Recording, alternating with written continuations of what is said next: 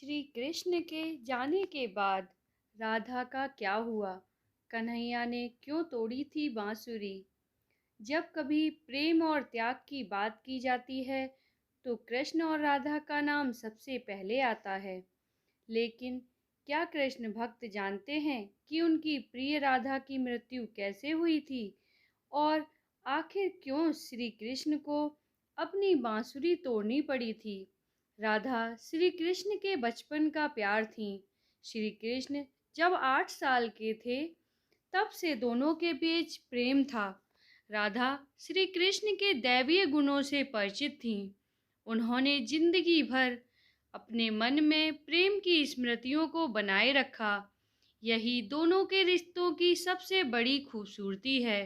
श्री कृष्ण को केवल दो ही चीज़ें सबसे ज़्यादा प्रिय थीं। ये दोनों चीज़ें भी आपस में एक दूसरे से गहराई से जुड़ी हुई थीं। एक बांसुरी और दूसरी राधा। कृष्ण की बांसुरी की धुन ही थी जिससे राधा श्री कृष्ण की तरफ खिंची चली गईं। राधा की वजह से श्री कृष्ण बांसुरी को हमेशा अपने पास ही रखते थे। भले ही श्री कृष्ण और राधा का मिलन न हो सका, लेकिन उनकी बांसुरी उन्हें हमेशा एक सूत्र में बांधे रखा। श्री कृष्ण के जितने भी चित्रण मिलते हैं, उनमें बांसुरी जरूर रहती है। बांसुरी श्री कृष्ण के राधा के प्रति प्रेम का प्रतीक है। वैसे तो राधा से जुड़े कई अलग अलग विवरण मौजूद हैं, लेकिन एक प्रचलित कहानी नीचे दी गई है। भगवान श्री कृष्ण से राधा पहली बार तब अलग हुई जब मामा कंस ने बलराम और कृष्ण को आमंत्रित किया। वृंदावन के लोग यह खबर सुनकर दुखी हो गए थे। मथुरा जाने से पहले श्री कृष्ण राधा से मिले। राधा कृष्ण के मन में चल रही हर गतिविधि को जानती थी। राधा को अलविदा कहा कृष्ण उनसे दूर चले गए। कृष्ण राधा से ये वादा करके गए कि वो वापस आएंगे, लेकिन कृष्ण राधा के पास वापस नहीं आए। उनकी शादी भी रुक्मिणी से हो गई। रुक्मिणी ने भी श्री कृष्ण को पाने के लिए बहुत जतन किए थे। श्री कृष्ण से विवाह के लिए अपने भाई रुक्मिणी के खिलाफ चली गईं। रुक्मिणी ने श्री कृष्ण को एक प्रेम पत्र भी भेजा था कि वह आकर उन्हें अपने साथ ले जाएं। इसके बाद ही श्री कृष्ण रुक्मिणी के पास गए और उनसे शादी की। कृष्ण के वृंदावन छोड़ने के बाद से ही राधा का वर्णन बहुत कम हो गया।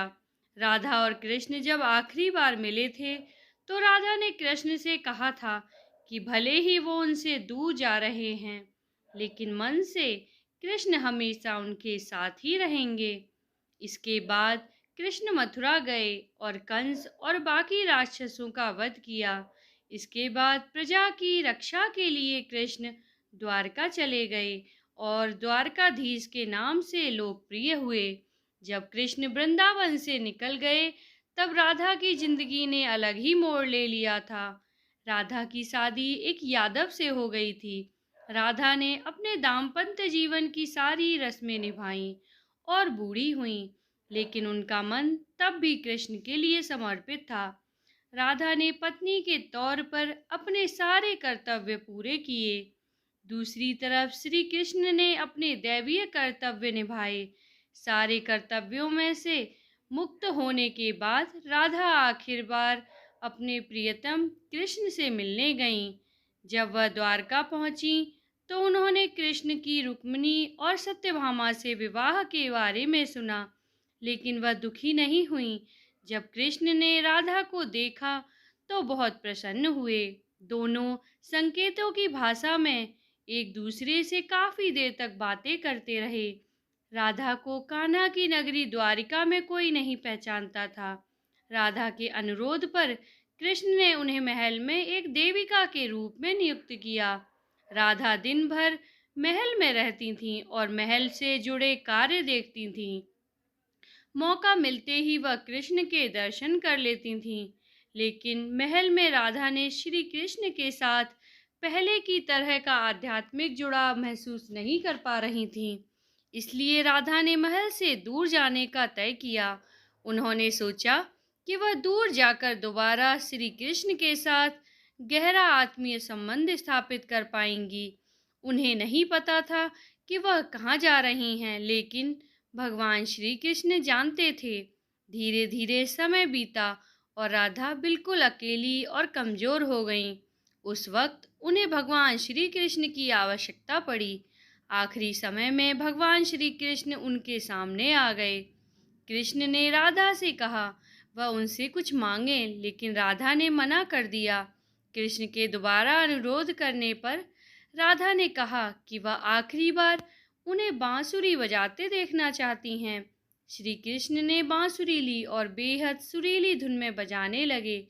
श्री कृष्ण ने दिन रात बांसुरी बजाई, जब तक राधा आध्यात्मिक रूप से कृष्ण के में विलीन नहीं हो गईं। बांसुरी की धुन सुनते सुनते राधा ने अपने शरीर का त्याग कर दिया। कृष्ण जानते थे कि उनका प्रेम अमर है, बावजूद वे राधा की मृत्यु को बर्दाश्त नहीं कर सके।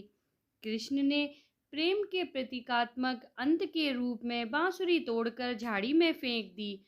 उसके बाद से श्री कृष्ण ने जीवन भर बांसुरी या कोई अन्य वादक यंत्र नहीं बजाया।